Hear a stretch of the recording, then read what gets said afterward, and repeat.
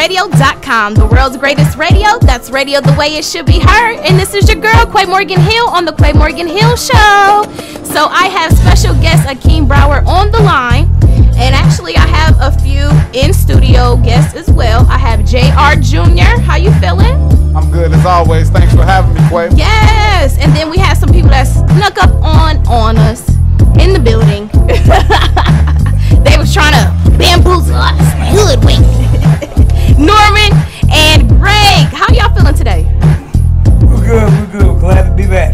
Good. So we are talking to Akeem Brower. He is the brother of Khalif Brower. Khalif was a 16-year-old African-American teen from the Bronx in New York. In 2010, at the age of 16, Brower was accused of theft of a book bag and its contents, including a camera, $700, a credit card, and an iPad Touch. Brower was imprisoned on Rikers Island for 3 years with time in solitary confinement. He was released when the prosecutor's case was found lacking in evidence and witnesses. The main witnesses in the case had left the United States. 2 years after his release from prison, Brower committed suicide by hanging himself from an air conditioning unit outside his bedroom window at his mother's home. His supporters say that his death was a result of mental and physical abuse sustained in prison. His case has been cited by activists who all for the reform of the New York City criminal justice system and attracted widespread attention in the years following his death. A documentary series is actually on Netflix. It's called Time, the Khalif Brower Story, executive produced by Jay-Z and Harvey Weinstein, and it was released in 2017. And we have his brother Akeem on the line. Akeem, are you still there? I'm here. Can you hear me? Yes, I can hear you. Can you hear me? Okay, perfect. So before we went to commercial break, you were actually talking about the depression with your mother and how you were coping with that. Corrections to it was 3 years behind in jail, not 2. Oh, I just wanted to make that correction. Yeah, we need to definitely update the Wikipedia page because that's where I got it from. But yeah. Oh yeah, we definitely need to do that. But go ahead. Definitely, thank you. So where I left off basically was saying, you know, I wanted to start with now talking about my mother because after losing Khalif, my mom went into a severe depression. Can you still hear me? I don't know if it's... We can hear you. Okay.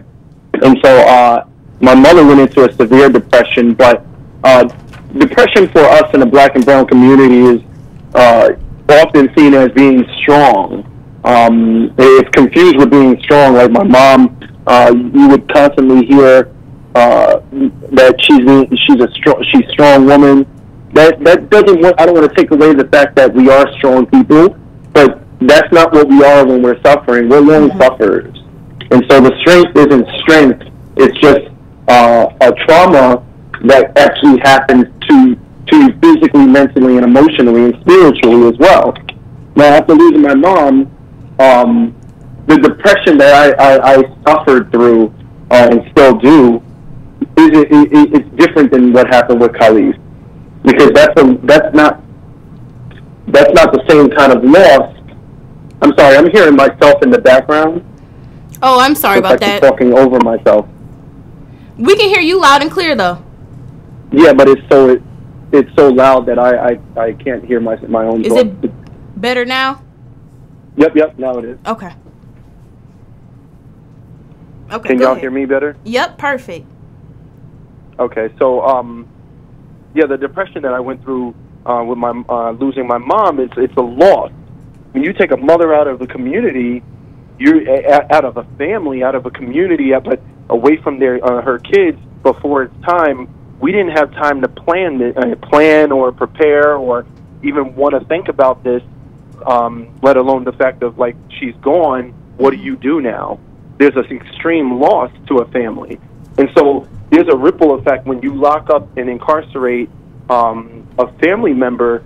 It doesn't just impact that individual, it impacts the family. Right. And so what happened to my younger brother, or my now youngest brother, since Khalif was my youngest, there's a ripple effect. So Khalif left behind Kamal, who was his next oldest brother, who is now suicidal and He slit his wrist not too long ago because the thought is that he's been saying is I don't want to be here without mommy.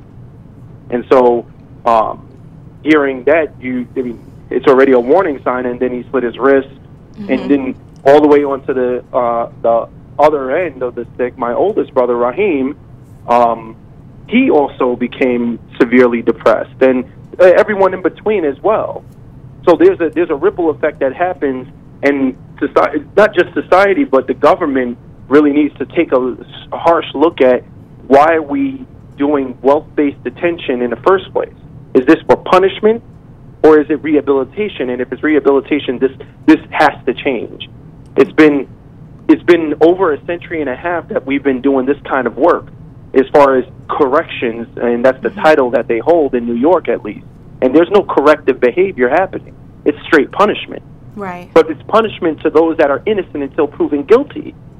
So that's the other half of the stick. When you're innocent and you're sitting there waiting for your time to be up because they're going to find you innocent because they have to. I didn't do this, you're thinking.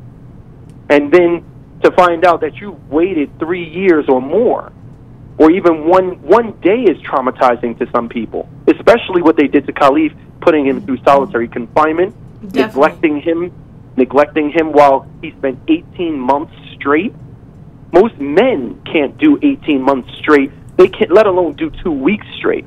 Right. Khalif, as a 16-year-old, did 18 months straight in solitary confinement, leaving behind the scars of a young boy that, and I don't want to, I really don't take to the term teenager or young adult or adolescent, because that doesn't capture the essence of he's a child. He or she is a child.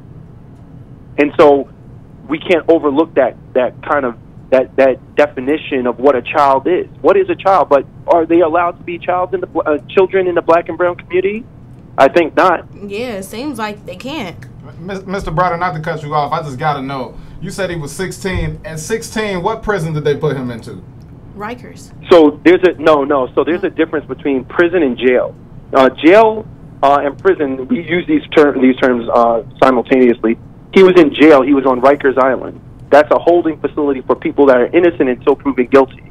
Prison is after you actually accept a sentence. And so he never accepted a sentence. He was never given a sentence. He was held 3 years innocently until proven guilty, which they didn't prove, so they dropped all charges. Now, on Rikers, until Khalif, I didn't even know that they held minors on Rikers.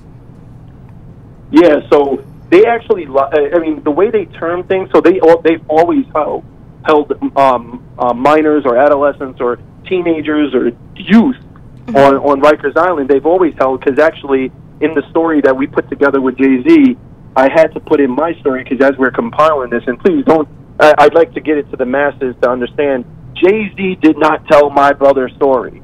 Can you repeat that? Say it loud and clear. Repeat it, please. Yeah. So Jay-Z, the rapper, the entrepreneur, whatever, the philanthropist, did not tell my brother's story.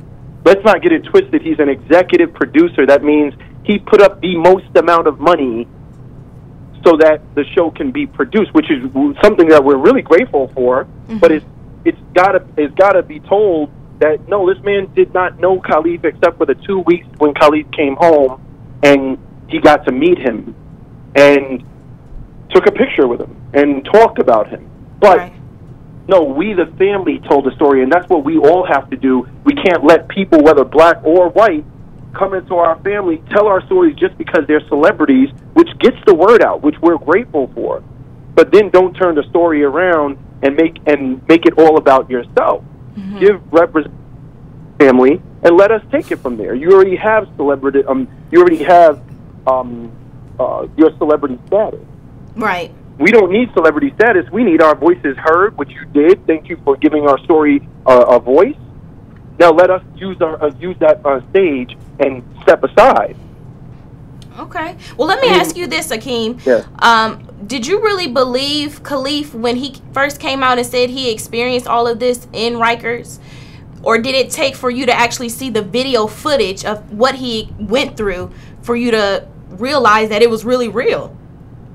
So I'm gonna have to hold back my initial emotion of hollering at you, if I want to say at the very least, because if you've seen the story, then you know that I was 15 years old when they put me on Rikers Island. I put that in the episode 3 because they did the same thing, same precinct, same courthouse, same judge. Put me in Rikers when I was 15 years old in 1997 for an alleged crime that ended up dropped as well. And so, yeah, of course but he actually went into the same house, the same housing unit, which was C73, 5 lower, south. That was the same house that I went into when I was 15 years old. So everything he went through was a flashback and a kick in my behind of what I went through just previous, like 10 years prior. Gotcha. Okay. Well, I mean, some people here have not seen the documentary. Me personally, I have. So I'm glad you did not scream at me. But No. So what are some signs for people to look for in a suicidal individual? So there's 2 types of people that will speak out and say like they're depressed or they don't feel heard, or I mean we have to look for not just the physical signs of someone cutting themselves, which is an actual, if they can degrade themselves or dehumanize themselves by slicing or hurt themselves, those are actual physical signs. But the things that we don't in our community, in the black and brown community, I don't want to speak for every community. I want to represent our communities to the fullest. And in our community, we have to stop telling our kids that it's not okay to cry, that it's not okay to feel. And I'm talking about our black boys and boys, young boys. When you cry, it's a symptom that we should be hearing and adhering to. But our communities don't allow our kids to cry because it's a sign of weakness. We can be weak, but we can't be strong at the same time. And so when we're talking to our kids, we have to listen for their words. Right. Sometimes a child can say that they feel left out or they feel like they're not being heard. It's important for a child to be heard. This is the way that you get to know your children.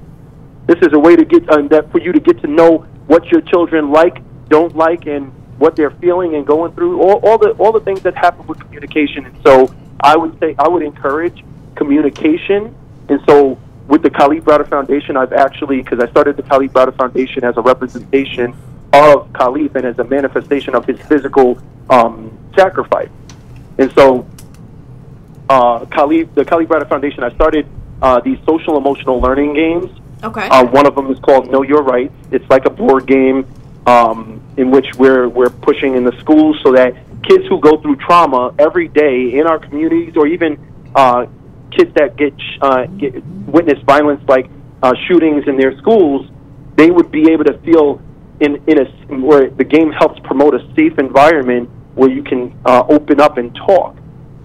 A safe environment where everyone is participating and can share things and openly.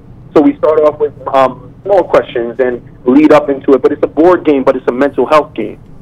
We can't just keep on putting our kids in schools to play Monopoly, which is a recreational game, and then think that they're coming from troubled neighborhoods, troubled backgrounds. Maybe they only have one parent in the house. They're confused about what's going on. Why is daddy not here or whatever? And yet they go to school and you expect them to learn math, social studies, science, English, and whatever. And yet they can't even, they go back home to this troubled environment. They can't learn effectively. We've been doing this education system all wrong. I mean, when I ran for mayor in New York City. I don't know if people know, but running for mayor in New York City last year, and I'm going to run again in the next election. You go, boy. No, I just had to say that. And I know I'm talking on and on. I hope I get to all your questions and everything. But I just wanted to say, after running, my motto really was, and it still will be, we continue to do the same thing over and over, expecting different results, which is the very definition of insanity. And when it comes to education, we've done the same thing from the beginning of time, over and over, expecting what? Khalif, if I could Khalif is his brother. I'm sorry, Akeem, if I could interrupt you for my name is Norman Whiteside. And on September the 1st, 2016, I came home after doing 31 straight years in prison. Out of that 31 straight years in prison, I spent at least 18 months in solitary confinement, and that was the only time I had any contact. It was with the prison guards that would bring the food, and that was simply for speaking out. The public, when they're told that somebody misbehaves in prison or in jail, and I'm glad you clarified the difference between jail and prison.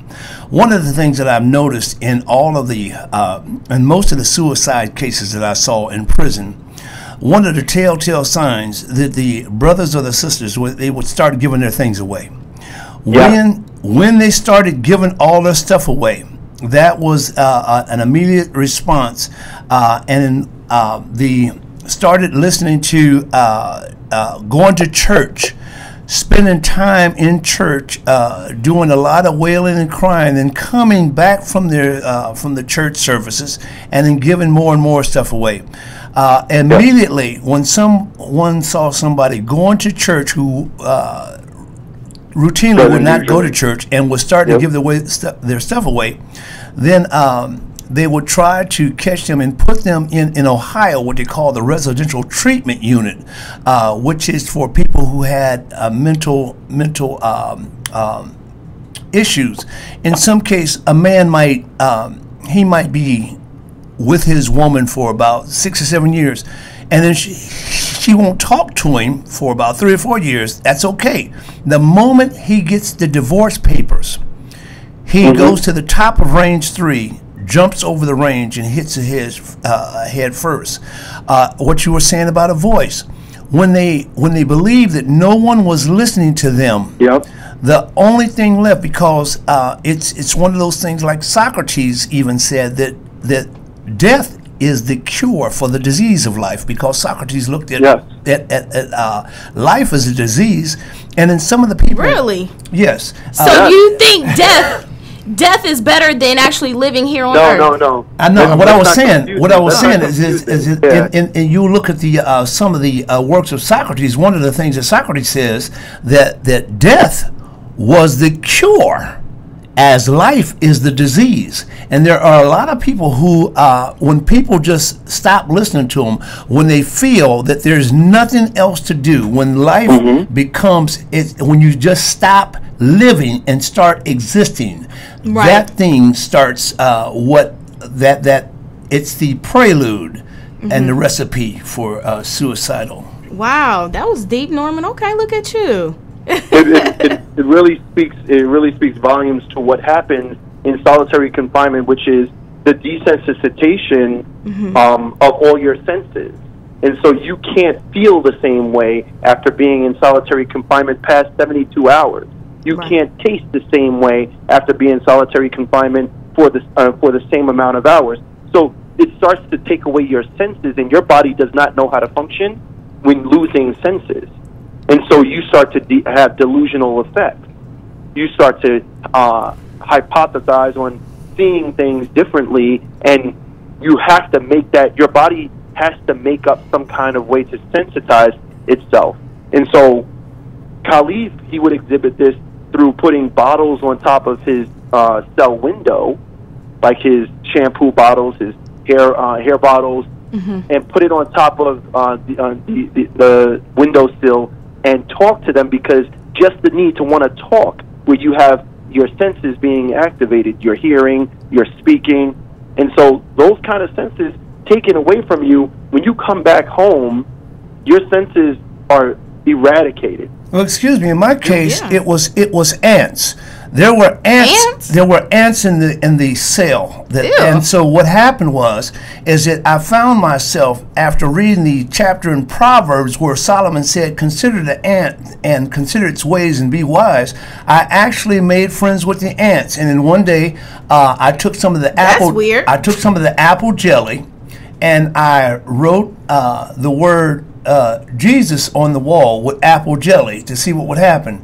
After the ants took over the sign, took over the jelly, it looked like a neon sign because they were. And then when the officers came into the to the cell to say, "What are you doing?" You know, like it looks like you have a whole ant circus in here, because I had actually built little homes for the ants and everything. And, oh wow! So you were tripping. You were gone. It's what he was saying. What he was saying is this: is that you have to do something. You have to do something, and to be in there for 9 months. And the only time that you see somebody is, as a matter of fact, some people would cut themselves just so that they can make a trip to the hospital.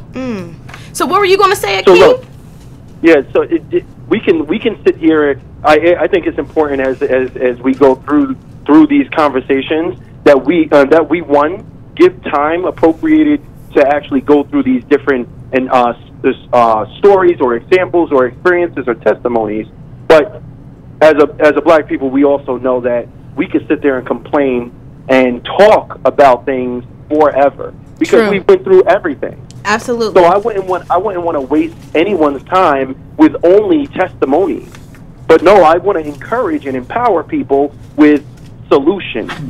Let's start solutionizing and stop talking about what's going on. And because while we're talking about it, they're planning the next phase of entrapment. Right. Ooh. So let me ask you this. What resources are out there besides the suicide hotlines? Exactly. And so this is got to be a team effort, I think. So I usually speak on this in 4 parts. To get activated people that have the same problems as you is easy. You suffer something, many people suffer the same thing. Let's get organized and activated people together. So once you have your activated people joining a membership of some sort where we can all come together, you have your activated people in an organized way. Now it's time to activate a plan. Now your plan could be something good like, you know, what I've started, I wanted to do, which I do with the Khalif Browder Foundation, alternatives to incarceration. I don't want to wait until a person like my brother goes to jail and then comes home, then we got to try and revive or restore or rehabilitate.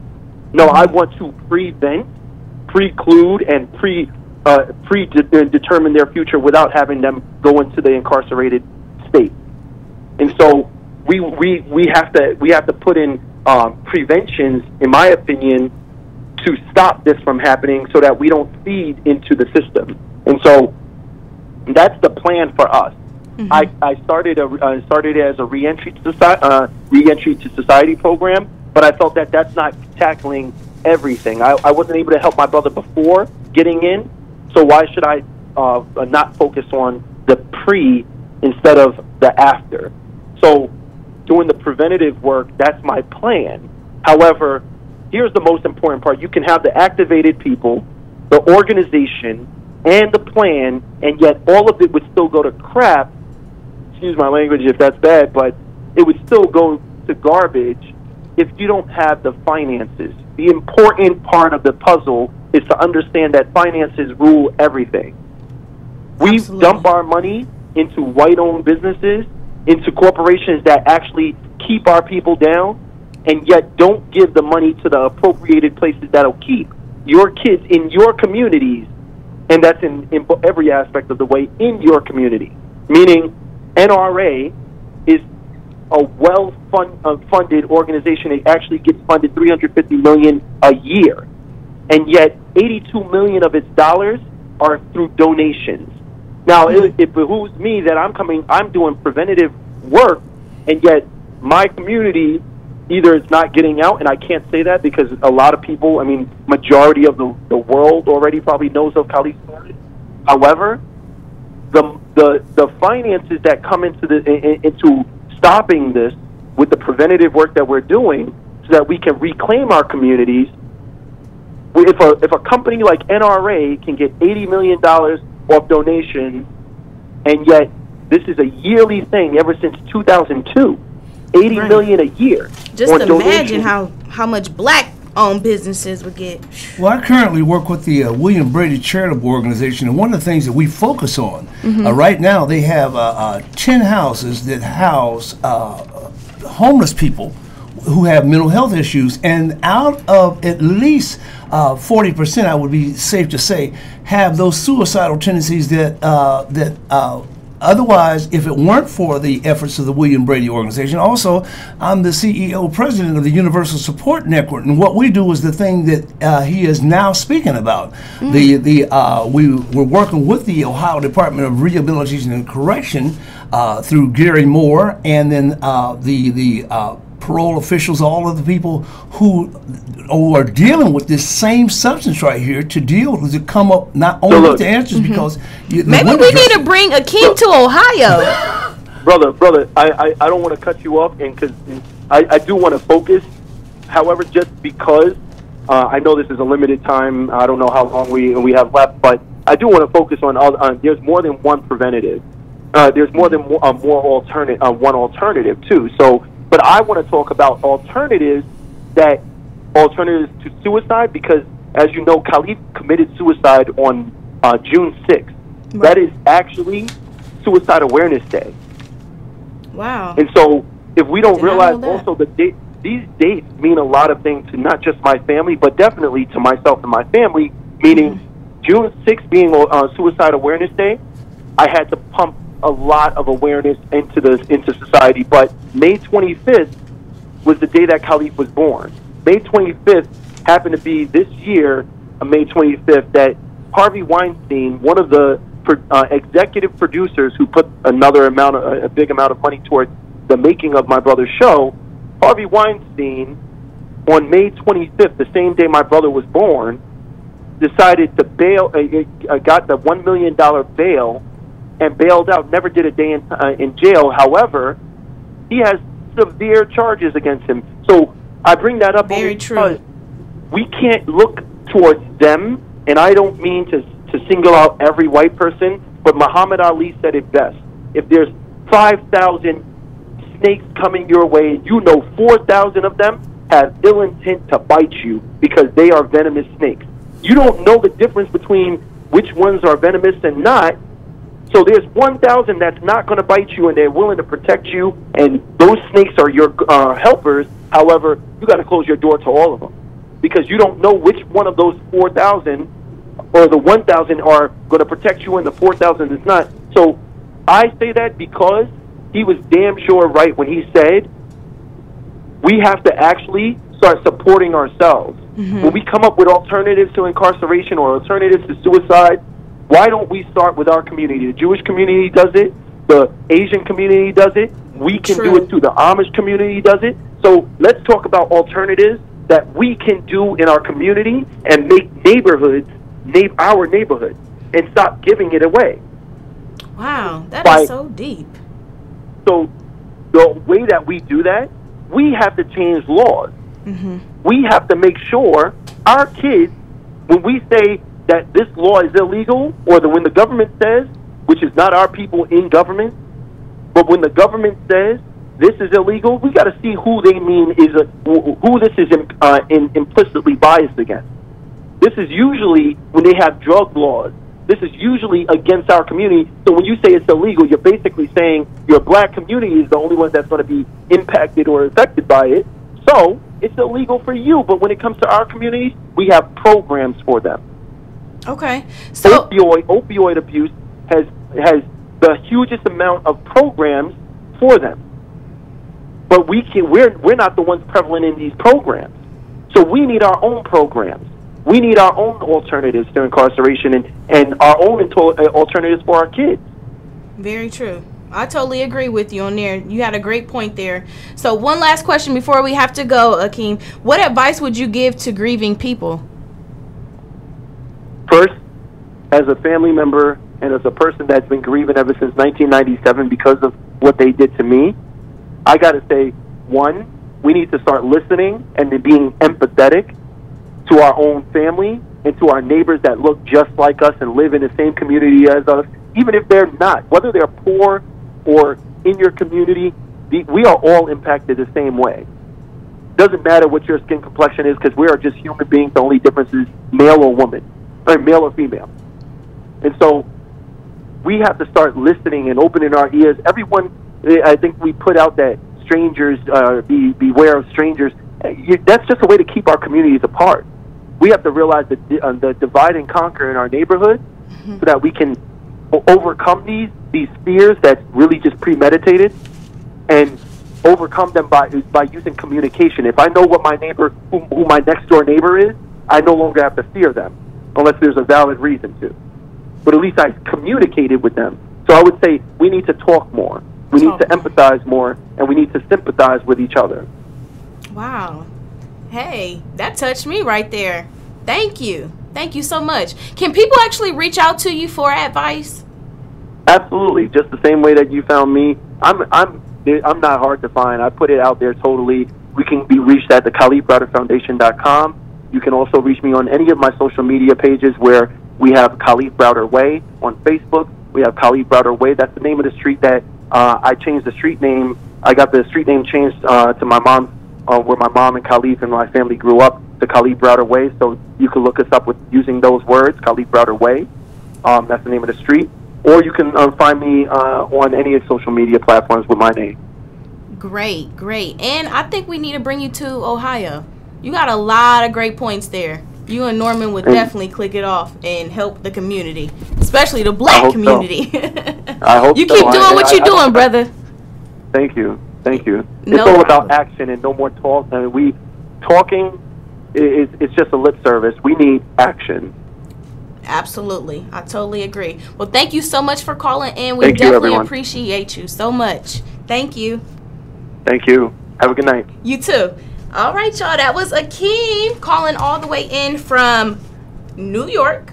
So I just want to throw out some hotline numbers again. So the National Depression Hotline number is 888-757-9521. The National Suicide Prevention number is 1-800-273-8255. And then if you are in Columbus, Ohio, we do have some local numbers. We have the suicide line, which is 614-221-5445. And then also Teen Suicide Hotline, which is 614-294-3300. So again, 614-221-5445, and then 614-294-3300. So if you are feeling depressed, if you need someone to talk to, you can reach out to all these great people, including me. I will put myself out there, okay? Talking to Akeem, I will put myself out there and talk to y'all. Y'all ain't got to call on the Lord. Call on Quia, okay? I'll help y'all out. But Norman and Greg, so go ahead and tell us real quick before we have to wrap things up. Basically, how do you feel about mental health and depression? Well, here's the thing about mental health. The whole issue about it is we have to start being vigilant of the ones we love, as well as in the musical community. One of my dearest friends, who the whole world knows, and was a good friend of Norman's and mine, is Donny Hathaway. Y'all remember tunes like The Ghetto, which became a classic worldwide. People to this day, we all wonder, especially me and Dean Francis, who has passed on, wonder why a guy could go to the Constitution Hall on Saturday night, do a sold-out show.